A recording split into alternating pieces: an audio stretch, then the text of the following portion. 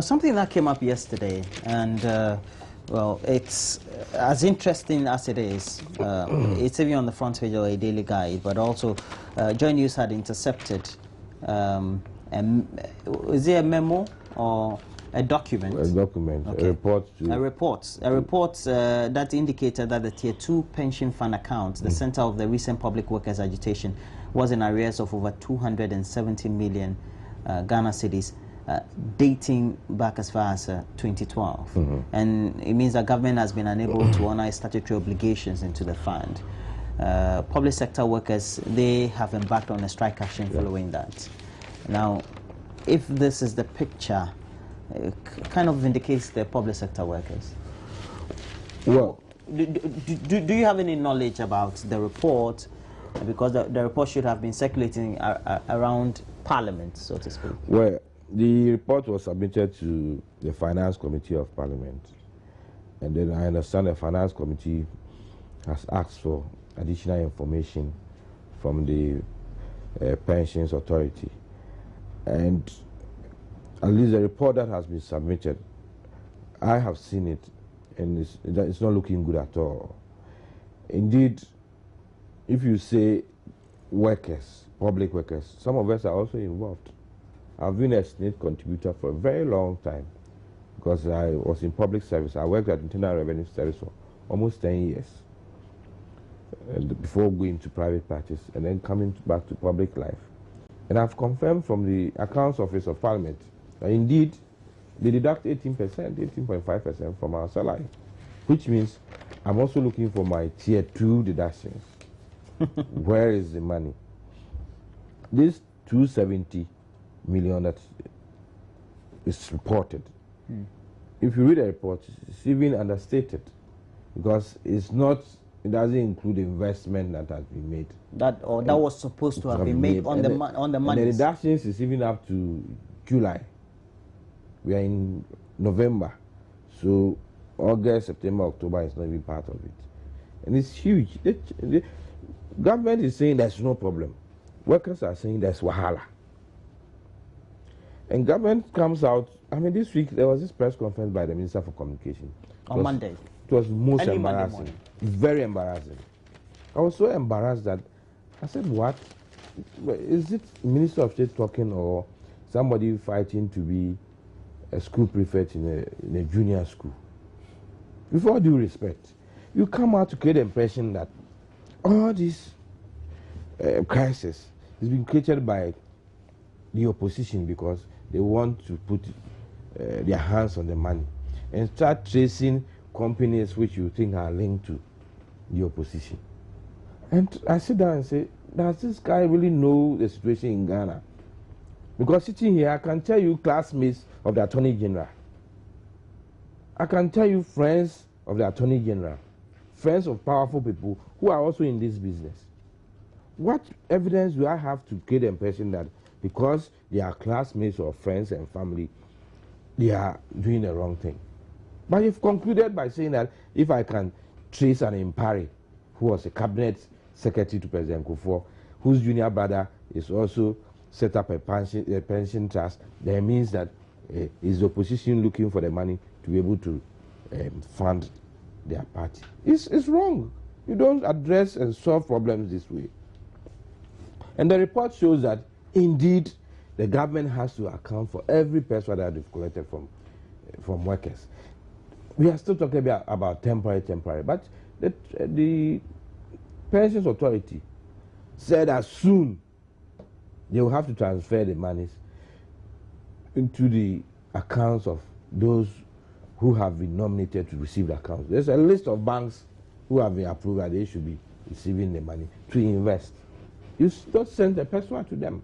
Even the Alliance Trust that everybody is talking about, they've come out with a statement that nobody has given us a CD to manage. They said according to what they're supposed to do, yes, they are not supposed to be collecting. Yes, and now even apart from not collecting, nobody has even given them any CD.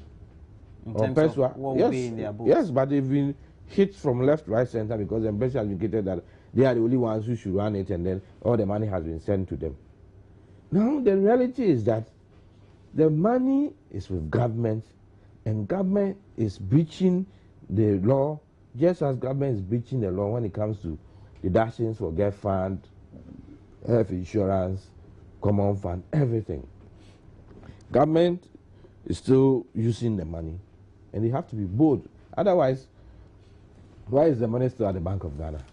The money should then be to the various individual banks for them to manage it. But if it's a Bank of Ghana, that means government will still have access to it, and government will use it.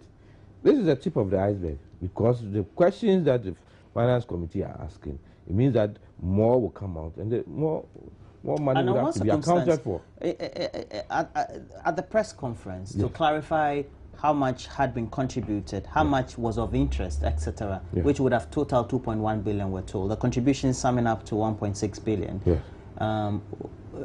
They're supposed to be deposited in an account currently, as we're speaking now at the Bank of Ghana.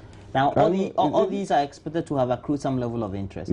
So now that these are outstanding, it means that the interest on them, once they have not been invested, will not come? If you default in sending the money, you have to pay 3% on it. Yes, according to what the law says. Yes, which is even far below the treasury bill rates that would have accrued if you had been invested. You understand? And is it not worrying that for the whole of this year, apart from January, the Controller and Accountant General has not sent anything to the temporary account? So where is the money? You deduct every month. You're supposed to send it by the 14th day of the next month. Now, for almost a year, you have not sent it. You are breaching the law, and they have every right to ask, where is the money? So that the issue about who even manages it becomes secondary. Where is the money in the first place? Otherwise, you agree that they should manage, but there's nothing in the account.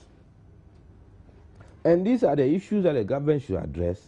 And if they think that they don't have anything to tell us, they should not come and create this scenario of workers not knowing what they are supposed to do, and that somebody will have to push them before they ask for their own money, and that those doing it have interest, but you don't have interest. It's embarrassing. How plausible, or is it true, when we have to go about the statement by government officials, and even going by the press conference, that, well, due to the fact that what has happened in other jurisdictions in which we've had collapse of funds, etc., well, these are also likely to go bankrupt in the future as a result of that, the need to make sure government was in it, had a hand in it, and make sure that the management was prudent enough for the public sector workers. Does this jeopardize all that? Well, you know, some of these things, it comes back to the president. It comes if... Well, he has ministers. Listen, why does it come back to? If I... Look, here, you have a boss. Your boss will have to observe whether you are doing the right thing, because the boss knows what you should do. So that if you don't do the right thing, the boss will have to reprimand you. If I were to be the head of state, and a minister comes to say these things, I'll be very much mad with that minister. Because, like, they don't know what they are about. They don't have any clue about what this whole business is. One, apart from the Pensions Act, there are regulations. Regulations passed in 2011. I have a copy here. And the regulations spell out how to secure these funds, to the sense that if you are a fund trust, if you're supposed to take an insurance on it. Of course. So it means that the issue about the collapse doesn't come in. Yes, and you cannot even plead indemnity or everything if you don't do the right investment. These measures are so stringent that you even wonder why people want to be involved in it. And if all these steps are taken, and you still say that we are scared that then why did you license the person? We are supposed to license the person based on criteria that he has met. We're not even talking about person, we're talking about companies. Of course, they take the form why did you? Of course, according to what the law. Yes. Why did you license that company? The company met the criteria. 2, before you even administer these funds, these are the steps you should take. And the reporting system is also so stringent. Reporting system, accounting system, so stringent that if the other problem is the fact that the Pensions Authority is not even equipped to do the work that it's supposed to do. They've complained in the report that even the budgetary support is not coming. So it's becoming difficult. And the budgetary support is supposed to come from central government? Yes, it's part of the budget. They are not releasing it. If they are not releasing it, how do they also do their work well? If they are equipped to do their work well, and they monitor these companies which manage the funds, You will not sit down for the fan to collapse before you start crying. And if that's what you are saying, then the SNIT should have been abolished long ago. SNIT. Look, the kind of mess SNIT has put us in. Even SNIT is still running. And you think that, and that is why I'm saying that sometimes you wonder whether they're really running the system well. If you have a problem, the law, come and change it. Is it a matter of perhaps government is not showing good faith? How is that going to wrap on the unionized labor heads? Well, last week, and especially because they were on strike and the injunction had compelled them to rescind their decision. That's what they could they harden their stance further? Well, what they are saying is that the government has more questions to answer, and they have every right to say so. And the government, out of bad faith, went to get the injunction on ex parte motion, and without notice to them, and they say they are complying with it. It's for 8 days. Come weekend, the 8 days will be over. So these revelations, don't they jeopardize the current negotiation the government may be happening with them? No, it means that the government should come out. This is no secret. It's a public document. It was submitted to a committee in Parliament from both sides. It's not only from one side of Parliament. The committee has majority, has minority. And they have access to this document. And the authority thinks that they should let the whole world know what the real issues are. And this is the document they've submitted. Yesterday, I heard your network, they wanted a response from government. So far, no response has come. We are still waiting. They should come and tell us their response to this document. And it's surprising that they're creating the impression that they don't even know this document exists. You see the kind of work they are doing. Because the labor minister is a member of parliament. If for nothing at all, there should be somebody on the committee who should be able to ask the labor minister, have you seen this document? What is your response? Or were they hoping that this document will never come out? That the media will never talk about it and then they will keep quiet about it? Doesn't happen often. And that committee documents sometimes are not intercepted. That is why, you see, some people are even blaming the minority that, why are you not holding a press conference to counter what the NDC is doing? If you are not careful, they hide under politicization. MPP will throw, NDC will throw, and then the real issues are buried. The real issues are buried. Now the Pensions Authority have brought their report. Respond to the report. Don't wait for MPP to also come and do their press conference and tell you who went to school with the Attorney General and who is related to Attorney General, who served in her chambers, and why those persons should not be on a pension fund, and then say, hey, okay, you two, let's trace your family history. Let's look for the Kenofuratas to show that they are interested in the money. That's why the workers are making noise. Then they just push aside the main issues, and then we throw mud at each other, and then they go scot-free. It will happen. We will talk about it, but they have to come and respond to the report. And even there are more questions that they have to answer. I expect that the members of government who are at least in parliament would have seen this document. And yesterday when your network called, they should have responded or said that we've seen it, these are the issues. They said they are now looking for the report. They cannot run or hide forever. They can run, but they cannot hide. This thing will go on. Sooner or later, we expect them to give us official response, and the battle will be joined. I'm saying that even in Parliament, we are also asking about our Tier 2, and we are not going to keep quiet about it. Some of us have contributed to SNIT for a very long time, and we are entitled to know how our money is kept and how our money is used. But is it not true that when any fund or money is with government, it is in a better secured position than it is not?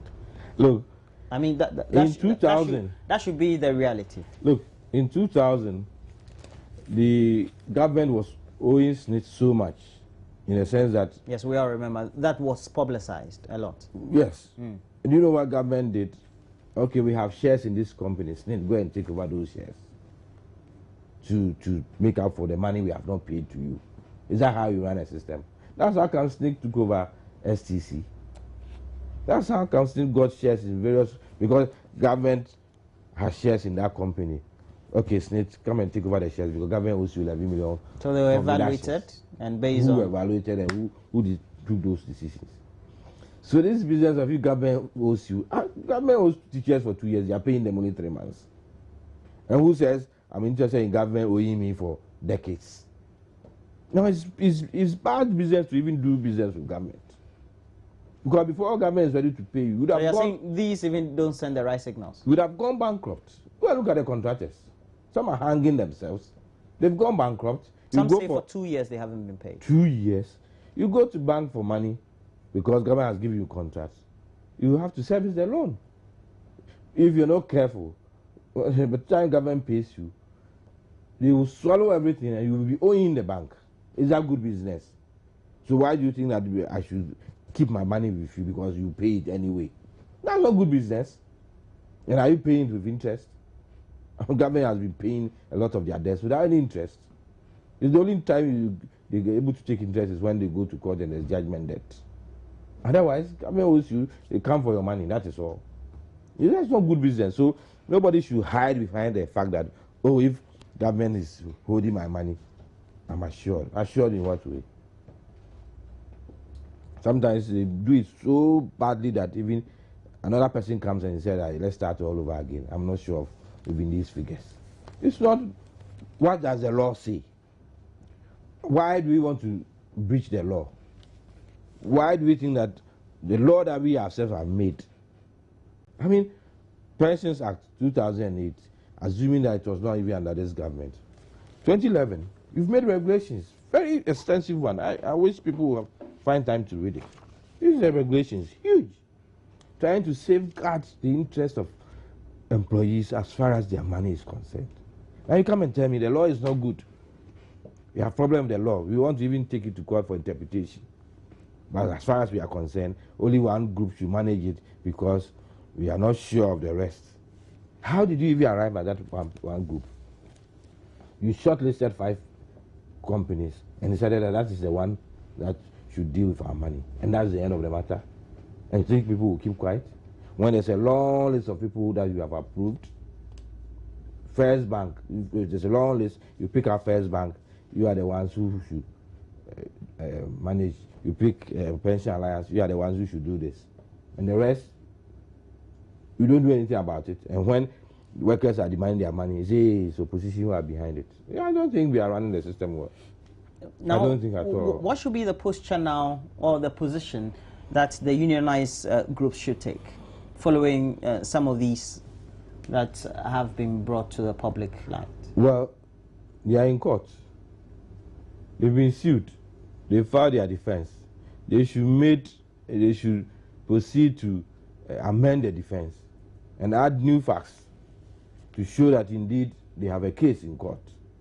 It's not just a matter of sending me to court and say that's the end of it. I also have a right to defend myself. And the more facts I get, the more I apply to amend my defense, statement of defense, so that I might have a solid case. And the way it's going, if the government doesn't come out well, there's no way government will look good. Last week I was saying that government has become anti-labor. And so unfortunately, social democratic, so-called social democratic tradition is the one fighting workers every day.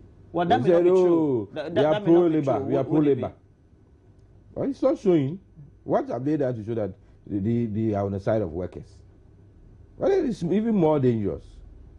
It's even more dangerous when people profess to be this and they do otherwise. But the workers themselves, prior to going on strike, had also considered, within the period that the strike had considered, that they had not, in many respects, gone according to what the tenets of the labor law was, in terms of exhausting the various, whether it was arbitration and mediation processes that have been stipulated. No, but the government is seeing that went to the Labor Commission. And that is where disputes are settled. Then the government will do from Labor Commission and rise to court. So what do you expect the workers to do? They will face you in court. In the meantime, they also take decisions. If they were even charitable in deciding to sit down with government, otherwise they would have said that I don't want to do anything that will prejudice the outcome of the court matter, so I cannot deal with it. Somebody will say you are inciting workers. They don't need to be incited. They are already incited. Because some are going on retirement come this January. It's not for me to tell him that go for your money. Because even when the person is working, he's not feeling comfortable. How much more leaving work from January where he's expecting peanuts. I don't need to incite him. He knows why he has worked all these years. And we shouldn't create the impression that probably sitting here as a politician, I'm smarter than anybody. There are very smart people who are in the public service. It's just for grace and for politics that probably I'm sitting here. If you come to my constituency, you can get hundreds and thousands of people who can represent that constituency. So do I need to sit here and get a person that I'm the wisest person, so I'm the one who should tell the person that this is right, do it? So I go to the public service, PhDs. But now people acquire knowledge. And nobody should get the impression that because you've been made a minister, you are more knowledgeable than anybody. Or you're MP, you are more knowledgeable. And that what you say is what they should take. They are discerning enough to know that the way things are going, if they don't rise up to defend what has been put there, they'll be messed up. It doesn't need to take me. How can I incite anybody? Okay. I don't even... Anyway. Now, we have all this published in the report and tendered in or given to the committee, Finance Committee of Parliament. What measures are there in the law if government, as an employer, had failed, beyond the 3% that we know that every company in Ghana, default would have paid as penalty? That if government, as the biggest employer in our country, and as central government, doesn't pay up or doesn't, as far as we're concerned, financial terms, meet its obligations in remitting or contributing the contributions of the workers? Well, the workers will always fight for their rights, and they will use all the tools available to them. The issue is you have government, you've been voted into power to run the country. If you think this is the way you want to run the country, then people should be sensitized enough to know that this kind of governance will not help anybody. Which? That's politics, right? What you just said. No. That the NDC was not good, that your party was the alternative. No. You going around the globe asking for people to come and invest in your country. Your country has 12 unions. That's a good thing. Your country has 12 unions saying that we will not go to work. Your country is not showing that even you are interested in productivity. Who wants to bring his money here? At the end of the day, even if nobody is bringing his money here, you yourself, how are you contributing to the GDP growth if you are always on strike? Or if you have created the conditions and the situation that is for your workers, your actions, per the actions of government. Yes.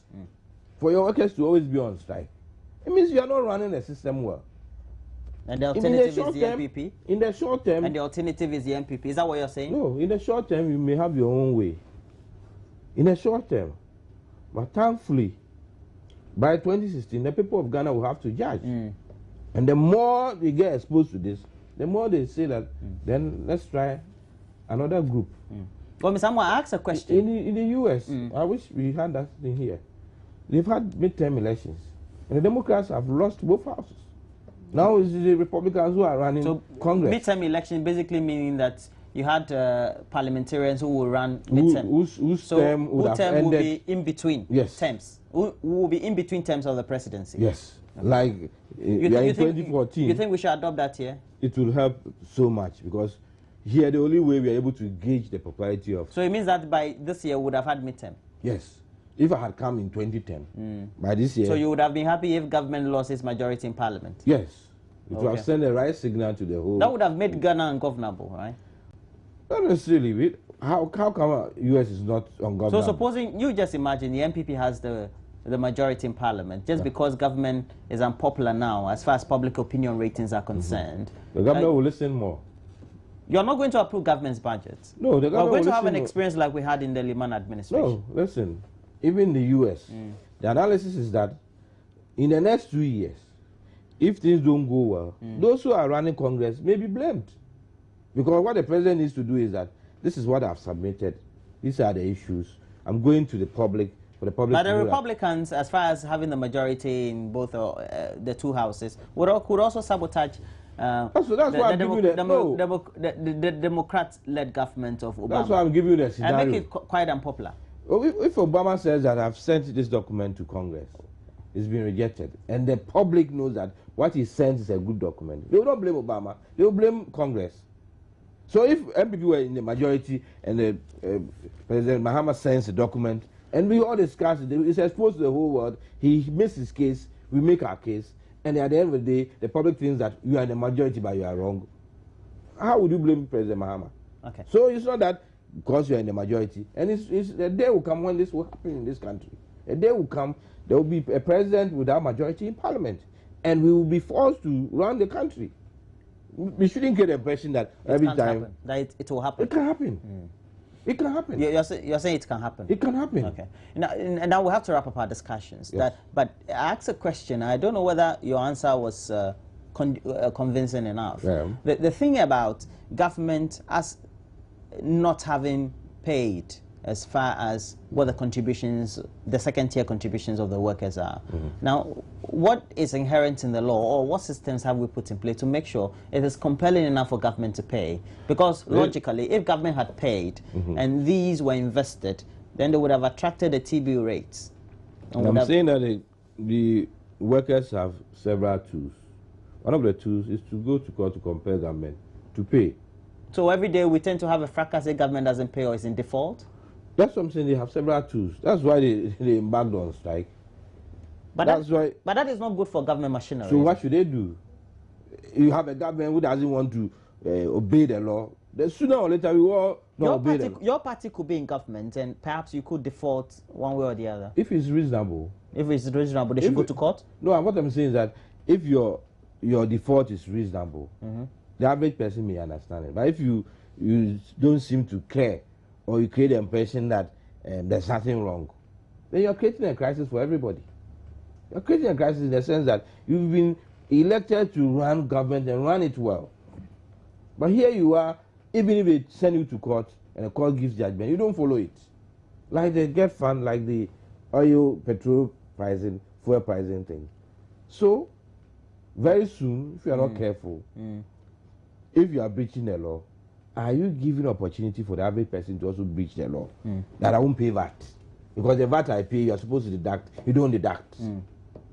Oh, your point well made. And just comment on this for me. Besides government also not remitting or defaulting in the payment from 2012, this year alone, from June, 1 month. From June to now, SNIT has also not paid. Yes, but controller, after paying in January, haven't sent any money again. From February to now. Next week, October will be due. So February to October, it's not been sent. So that's why SNIT is in default? No, controller is supposed to send it to their temporary account. And they haven't. They deduct. It's supposed to, in actual fact, this even temporary thing should be over by now. If you go to the MPR... That is if we had all the systems and approval processes. If you go to the MPR website, I have some of the statements that they've issued here. They are talking about soon. How soon? And this was released in October. How soon are they? You can read it for what it's worth. I've been to the website myself, and okay, they said the MPR is engaged with SNIT, who collects the contributions and pays into the temporary fund account, and also First Bank Financial Services Limited.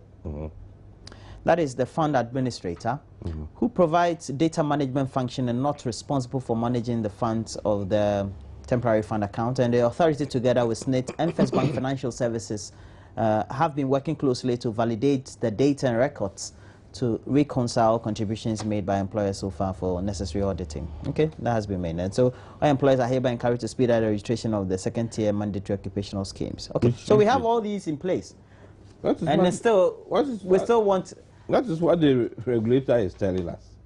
Any regulator is telling, look at this, the same another statement from the regulator, second paragraph. Transfer of funds in the temporary pension fund accounts and registration of tier 2 schemes. And again, the MPRA gave public notice for all employers, workers, and trustees that the transfer of funds from the temporary pension fund accounts at the Bank of Ghana to employers with tier 2 occupational pension schemes will commence soon. In view of this, all employers were being reminded to register an employer-sponsored scheme or join a master trust scheme. Now, all these are being invalidated by the current action. Yes, of course. By the position of government currently. Of course. So that goes contrary to what early on had been publicized. I even understand that the MPRA had the opportunity to even meet the president and raise these concerns. But if I mean, going by this, government seems to be governance and politics so difficult. And then the danger is that nobody has trust in government anymore. You make it so difficult because you're supposed to do the right things. You don't do them. So what do you want the average person to do? To always be on the streets? To always strike? To always be on the streets? To always incite? It's not good for us. If democracy breaks down, we are all in trouble. If the military government was in place, do you think maybe they'll allow us to come and sit here? If we had a military government, do you think they will allow us to come and sit here? No. Because we'll be criticizing them. And they not want I'm sure by this time I would have been in the gallows, so I'm sure you would have been picked up somewhere. Oh, trust me. You wouldn't have come anyway. You would not even run your show. You don't run your show because in many respects, yes. You'll not be allowed to criticize government. I'm sure I wouldn't have been a journalist, I think. I would have been doing law or something. That would be better. And who said you'll be allowed to practice your law? We've had in this country where we had public tribunal. I know. 3 days, cases are judged. A lot of judges decided not to even go to the public tribunal. So, a military or anti-democratic government is not good for us. We should it's never a good thing. Yes. Do everything to prevent it. That is why we should do everything to prevent it. And the only way we can prevent it is good governance. Good governance. Don't let people have the opportunity to say that, hey, you are mismanaging the country, you are chopping money, so go away, we are taking over. Don't let that happen. Which people? Look at which people? Burkina Faso. No, you are making reference to Burkina Faso, and then the institutions. I mean, my daughter asked me, hey, so what do you think about what happened in Burkina Faso? I said, unfortunately, I support them. Because they were sitting in parliament, changing the law for Kampala to stay on. The people rise to parliament, they will set the place. You are saying it can't happen in Ghana, currently? I mean, why do you think that it can't happen? It's happening in Egypt, it's happening in Libya, it's now close to Burkina. Some places have even gone to war. Why can't we prevent it? Okay. Why can't we? Can only prevent it if there's good governance. I mean, every day people hear big money thrown here, big money thrown here. The average person on the street, now people have even made schooling a profession. Because they have no work. They have no work. He gets his first degree, he'll be walking around, they let me go and do masters. He'll be walking around, you change from one master's to another master's, perpetual student. Because he cannot work. And I mean, young people cannot even marry. Young people cannot marry. And is that good enough? Is that good? I look back and say that if I were in this situation years ago when I finished school, would I have survived? Young people cannot marry. Young people have no work to do. And is that how the society we want to create? The few who are comfortable, how do they survive? Very soon the large majority will descend on them. Is that the situation we want? That is why I'm scandalized, because some of these people in government are very young people. They should rather even have sympathy for young people, their colleagues, because some of their colleagues are not working. Some of them just left school. If they are fortunate enough to be in government, their colleagues have no work to do. Don't come and pontificate and propagandize everything. Everything is about propaganda. They are the enemies, we are the saints. These are devils, we are saints. Don't mind the devils. Is that how you run a country? All right, thank you very much. Osebun Suamwa is a member of parliament for Ekrap himself, and he's a member of the MPP as well. He's a legal practitioner, has been one-time deputy sports minister, and thanks for joining me, sir. Thank you. It's always a pleasure to have you. We were supposed to have on the show Theophilus Setechai, member of parliament for Ablekuma Central, a member of the NDC as well, but couldn't make it due to some exigencies beyond his control. We apologize for that. We hope to have him again sometime. But again, thanks again, Obi. I thought you would say that you are fortunate to have married. We're taking a break. We'll be right back.